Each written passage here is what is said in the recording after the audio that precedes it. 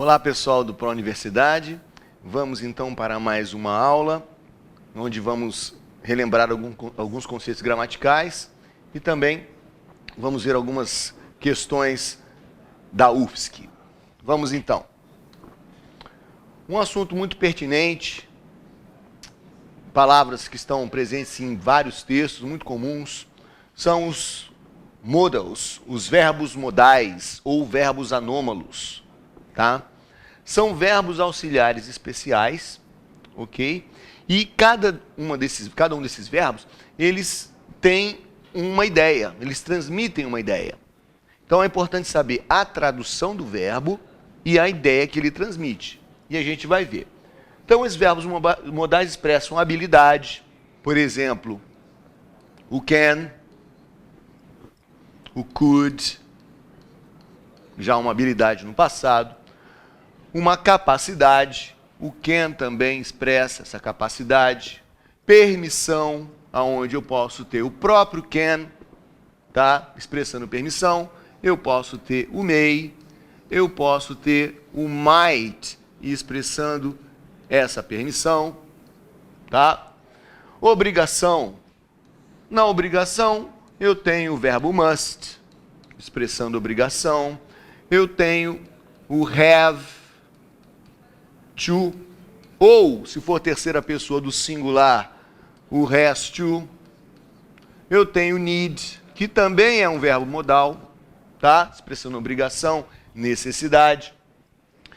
Na dedução, a gente tem o verbo must, expressando a dedução, tá? Must, escrever melhor. Sugestão, temos o verbo should, ok? E o verbo ought to, certo? Também expressando sugestão, deveria. Probabilidade, tá? Que pode ser determinada por may, pode ser determinada por might, e também pode ser determinada por should, quando essa probabilidade é muito forte.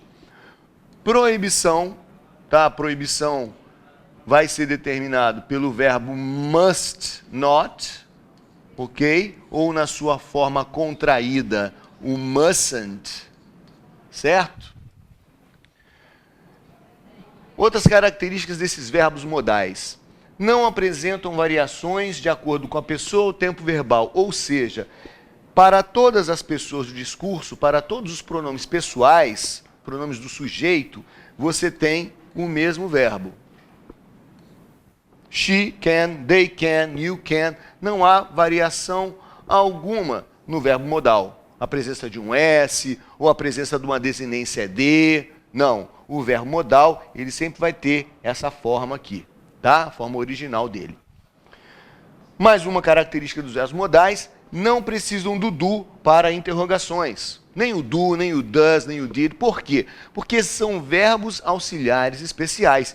Eles próprios são os verbos numa pergunta, tá? Ou numa forma negativa. Eu não vou precisar de verbo auxiliar, porque eles são verbos auxiliares, ok? Esse exemplo aqui, may I open the windows? Onde, com o uso do may, eu estou expressando, pedindo uma permissão. Vamos dar uma olhada nos algumas outras características. São seguidos pelo bare infinitive. O que é o bare infinitive? É quando a gente tem o infinitivo sem o to. Então, quando eu falo assim, she can dance very well, o verbo dance, ele está na forma do infinitivo sem o to, tá? A tradução de dance, dançar. Ela pode dançar muito bem. Então, isso que significa o bare infinitive, tá? É um infinitivo sem o to. Não possui forma infinitiva própria, ou seja, você nunca vai ver numa construção de frase to must, to can, to should, tá? Isso não existe, a forma infinitiva própria. Não tem S ou outras desinências na terceira pessoa, tá? Então, não tem S aqui, tá? Não tem S, não tem ES, o verbo sempre segue a sua forma original. Vamos ver os exemplos para ilustrar mais esses verbos modais. He can play the violin beautifully. I could climb any tree when I was a kid. Nesses dois exemplos, eu estou falando aqui de habilidade, de capacidade. No primeiro exemplo, ele pode tocar violão de maneira bela. E no segundo exemplo, eu podia escalar qualquer árvore quando eu era uma criança. Aqui eu estou falando, então, de capacidade, tá? Capacidade ou habilidade. Aqui, uma capacidade no passado. Could, tá? Poderia, ok? E o verbo can é o verbo poder, né? Certo? No caso, ele pode. May I draw the curtains? Yes, of course you may. Quando eu uso may, aqui, eu estou usando para expressar permissão. Ok? Expressando permissão. Tá aí. Posso puxar as cortinas? Sim, é claro que você pode. Tá aí o may sendo usado como permissão. A tradução de may é poder também, tá? Mas é um poder para permissão. John might call tonight. If he does, tell him I want to talk to him. O John pode ligar esta noite. Se ele ligar, diga a ele que eu quero falar com ele, tá? Então, might aqui, dando uma ideia, aqui no caso o verbo poder também, né? John pode ligar à noite. A ideia do might é expressar probabilidade. Ok? People must get a visa to enter the USA. Must, tá? É o verbo dever. As pessoas devem obter um visto para entrar nos Estados Unidos.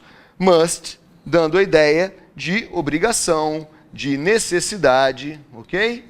Obrigação, necessidade, é o que o must vai expressar na frase.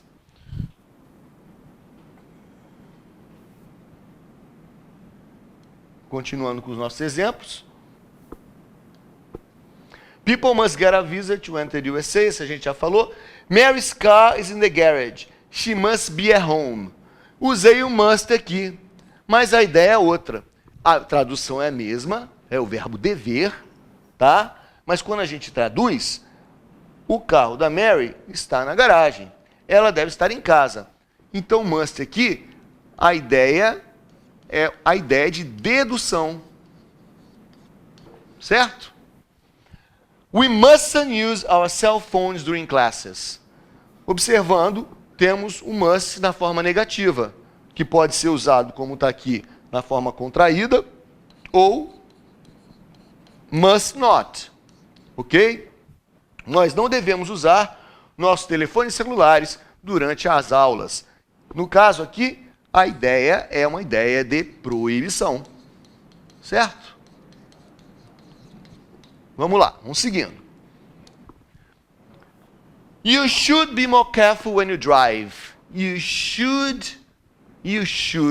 Você deveria ser mais cuidadoso, mais cauteloso quando você dirige. A ideia do verbo modal should é uma sugestão, é uma ideia de conselho. Você está dando um conselho, tá? Como o exemplo que segue. People shouldn't forget to pay, aqui está faltando a palavrinha pay, to pay their debts. As pessoas não deveriam esquecer de pagar as suas dívidas, tá? O should, shouldn't ou should not, ok? Também expressando sugestão, conselho. You needn't worry. The train will not depart soon. O verbo need, como eu falei anteriormente, também pode ser um verbo modal. Você não precisa se preocupar, o trem não sairá logo, não sairá em breve, não partirá em breve, tá? Então a ideia aqui, tá? O verbo need é o verbo precisar, nesse caso, né? Você não precisa, tá? A ideia aqui é indicar uma não necessidade, ok? We have, deixa eu escrever aqui então, uma não necessidade. uma necessidade negativa, né? Ok. We have to do a lot of homework tomorrow. Aqui a gente tem o have to, certo? Que é sinônimo de must, quando se refere à obrigação ou necessidade. We have to, tá? Nós temos que fazer muita tarefa para amanhã, ok? Então, have to, sinônimo de must, ideia de obrigação, ideia de necessidade. Vamos seguindo. Forma ING. Quando a gente pensa em ING, a gente pensa em gerúndio, NDO. Ok, isso realmente acontece. Mas quando falamos do ING, associado a um tempo verbal. Present continuous, past continuous.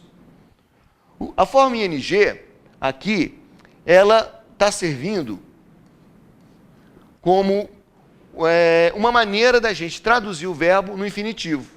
Tá? Então tem situações onde o verbo tem ING, mas a tradução dele é no infinitivo. Tá? A primeira situação é quando o verbo ele é sujeito da frase. Smoking is a bad habit. Como é que eu vou traduzir isso? Fumar é um hábito ruim, certo?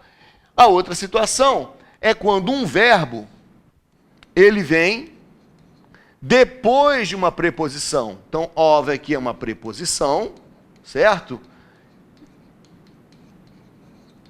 Toda vez que escrevemos um verbo depois de uma preposição, esse verbo tem que ter o ing, tá? Mas a tradução será, como aconteceu no exemplo anterior, a tradução é uma tradução de infinitivo. No caso aqui, nadar, né? Eles estão cansados de nadar, certo? Então lembre-se, quando você tem o ing num verbo depois de uma preposição, tradução de infinitivo. Quando você tem um verbo com ing como sujeito da frase, tradução de infinitivo, tá? E a terceira situação onde isso ocorre é quando a gente tem verbos e estes verbos aqui, eles exigem que o próximo verbo que segue também tenha ing, ok? Olha lá. I enjoy driving at night. Eu gosto de dirigir à noite. Então você tem o verbo enjoy, tá? Pedindo que o verbo a seguir, né, venha com o ing, tá bom? É uma exigência do verbo que precede o verbo com ing.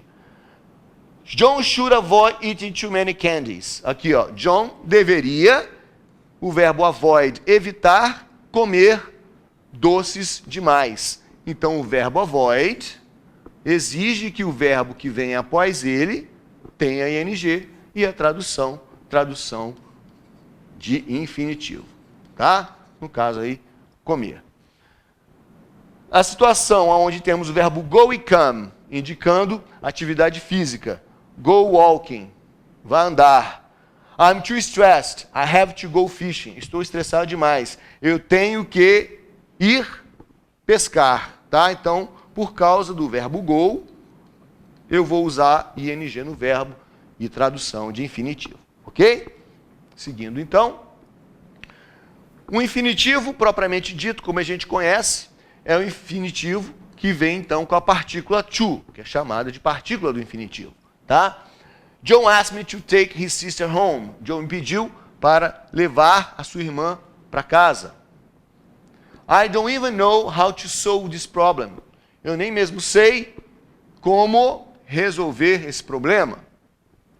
It's essential to focus on this issue. É essencial focar nesse problema ou nesse assunto. A palavra issue, assunto ou problema. We need someone to help us. Ok? Nós precisamos de alguém para nos ajudar. Então, quando você tem o to e o verbo, você sabe que isso é infinitivo, propriamente dito, é a tradução do infinitivo, tá? Agora a gente tem a situação onde o verbo é traduzido no infinitivo, mas não temos o to, ok? Isso vai acontecer, como falamos anteriormente, logo agora, na presença dos verbos modais, should, né? Michael should be more polite. O Michael deveria ser mais educado. Então, pela presença do verbo modal, aqui a gente tem a tradução no infinitivo, tá? Outra situação, quando temos o verbo have, let ou make. Então, antes desse verbo, tá? Quando temos um verbo depois do let, do make ou do have, a gente vai usar o infinitivo. Olha lá. She lets her children stay up very late. Ela permite que seus filhos fiquem acordados até muito tarde, tá? Continuando aqui, tá? O infinitivo sem o to também vai acontecer na presença dessas duas expressões, tá? E é importante que você lembre disso. Would rather ou had better, tá? Would rather, preferiria.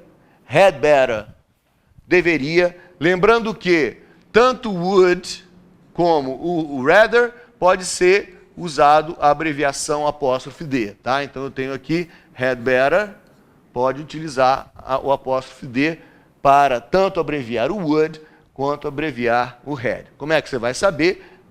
Pelo que vem depois. Se é rather, você sabe que é would. Se é better, você sabe que é had, tá? Instead of soup, I would rather have a salad and grilled chicken.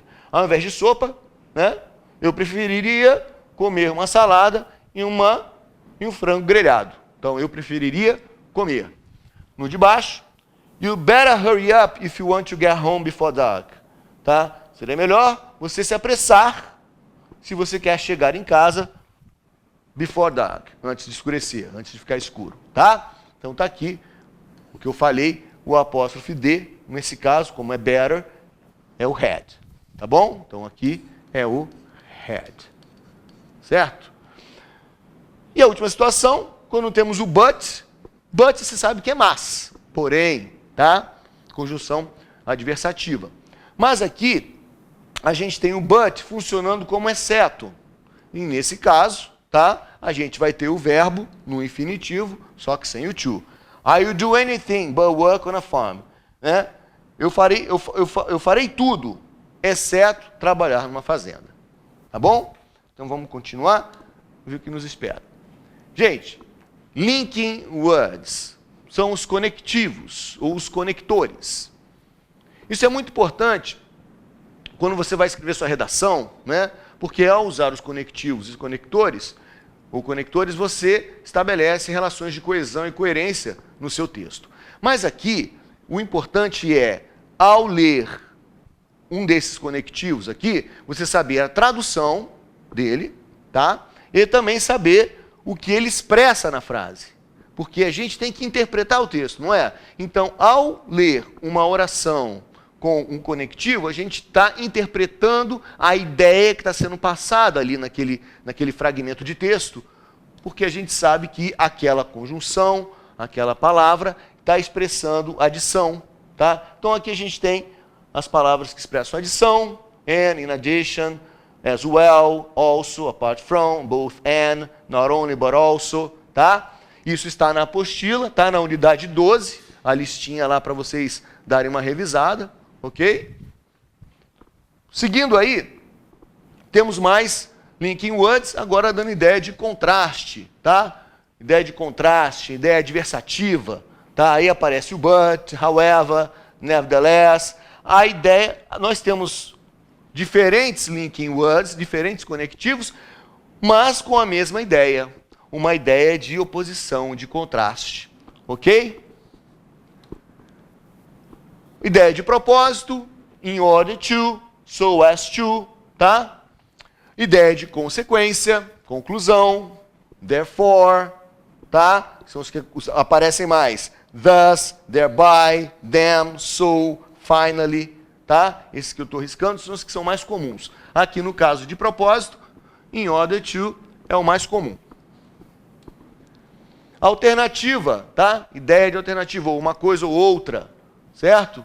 Temos aí otherwise, muito comum, or, certo? Either or, while. Reiteração, ou seja, afirmação, né? That is, in short, in brief, são os mais comuns. Comparação, like e as, tá? E a palavrinha them, que aparece nos comparativos aí de superioridade e de inferioridade, tá? Do que? Ilustração, quando vou trazer exemplos daquilo que eu estou falando, então eu tenho aqui, for instance, for example, ou such as, tá? Eu vou enumerar os exemplos. Estou trazendo, então, esses são os mais comuns, tá? For instance, for example, ou such as. Estabelecendo condição, tá? Esses também são muito comuns, if ou whether, que são sinônimos, palavras sinônimas, tá? Unless, senão, a menos que, e as long as, tá? São muito presentes nos textos, esses aqui que eu grifei. Tá bom? E condição, tá? Isso a gente já viu. E a causa. Causa também, ó, because, due to, tá? Since. Since a gente lembra que significa desde. Mas aqui, uma outra tradução, tá? Uma vez que. Ok, gente? Bom, eu trouxe agora alguns enunciados comuns às provas da UFSC, tá? Que, no caso, quando você chegar para fazer a prova, você já sabe mais ou menos como lidar se encontrar um desses enunciados, tá? Esses enunciados aqui, desse slide, estão pedindo que o aluno saiba identificar no texto a ideia principal. Selecione as proposições com a ideia principal do texto. Como é que eu sei, como é que eu entendo a ideia principal do texto?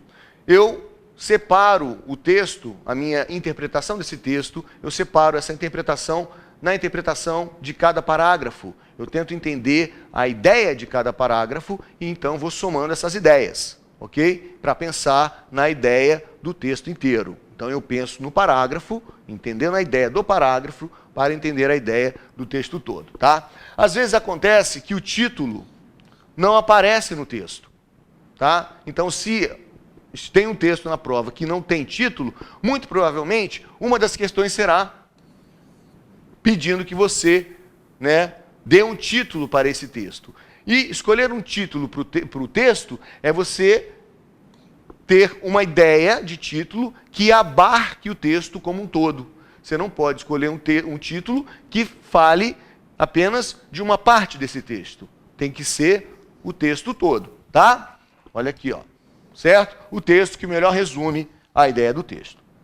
Vamos seguindo com alguns enunciados. Olha esse daqui. Os seguintes são comentários sobre Machado, no caso Machado de Assis, e sua literatura. Selecione a proposição na qual tanto, olha só a importância aqui no enunciado, de saber o conectivo, o linking word. Both and. O que é both and?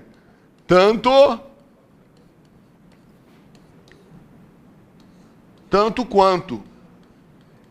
Tá? Então, selecione as proposições que tanto A quanto B podem, de modo significativamente, completar o início da sentença. Então, ele trouxe a proposição aqui, e nessa proposição tem uma sentença, certo? Se a A e a B, de maneira significativa, completa essa sentença, você vai marcar. Então, é isso que esse enunciado quer, ok? Ele quer que você marque a proposição cujas duas opções A e B podem, no caso, né, podem completar o que está sendo escrito aqui, tá bom? Esse enunciado, tá? Ele trouxe duas sentenças e falou, selecione as proposições na qual ambas sentenças estão corretas, de acordo com o texto. Então, você só vai marcar a 01 como correta se esta sentença e esta sentença estiverem corretas. Ok? Nessa aqui, nesse enunciado ele diz, escolha a proposição correta para completar o texto acima.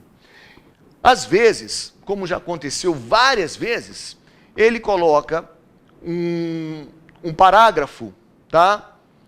Na questão, e esse parágrafo pode ter sido a introdução do texto que foi tirada ou a conclusão do texto que foi tirado, ele tirou aquilo ali e pediu que você complete as lacunas deste parágrafo com as palavras das proposições.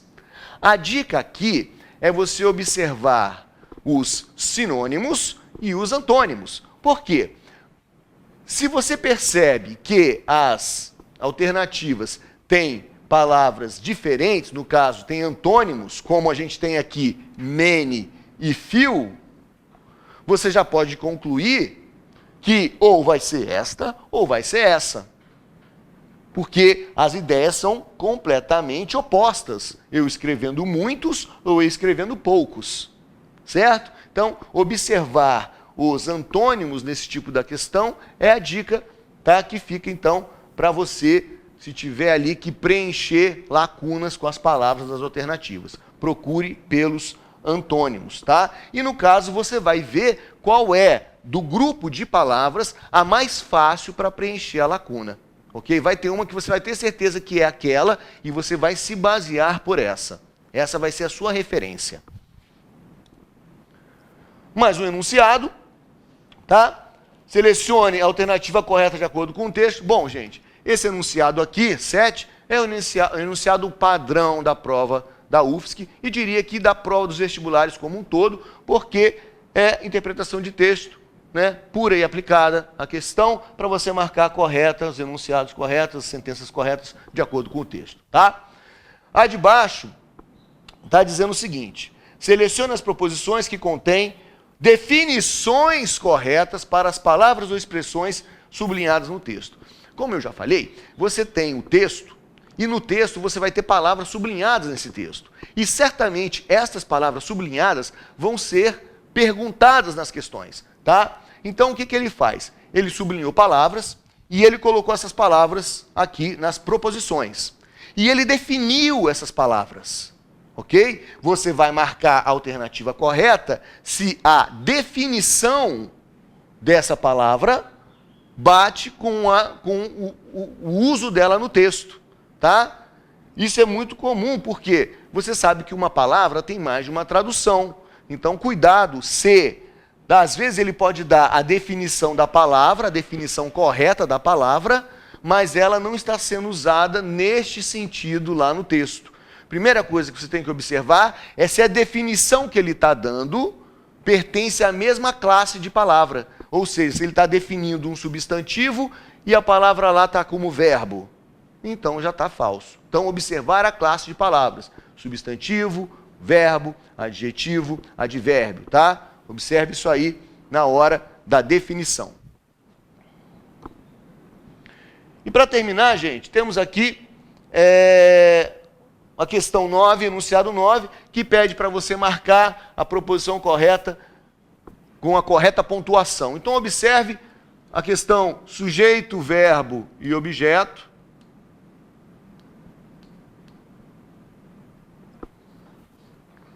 Vou voltar aqui, porque voltou ali. Sujeito, verbo e objeto, tá? Então, não separe o sujeito do verbo, nem o verbo do objeto. São aquelas regras básicas da pontuação que é em português também é aplicada ao inglês, tá? E, por último, para finalizar, temos aqui os enunciados em itálico, abaixo, foram extraídos ou adaptados do texto. Eles estão todos corretos. Selecione a proposição na qual o enunciado, a sentença na letra B, contradiz a sentença na letra A. Então, você só vai marcar a proposição como verdadeira quando você tem uma sentença contradizendo, sendo oposta a outra sentença. Então, aqui você vai olhar pelas palavras com ideias, com traduções diferentes, com significados diferentes, tá? Palavras antônimas. Se tiver isso nessa sentença, você vai marcar, tá? As ideias têm que ser contrárias. Ao mesmo tempo que tem esse enunciado para você marcar as sentenças que se contradizem, também você pode ter uma variação desse enunciado para marcar as sentenças as ideias são semelhantes, tá bom?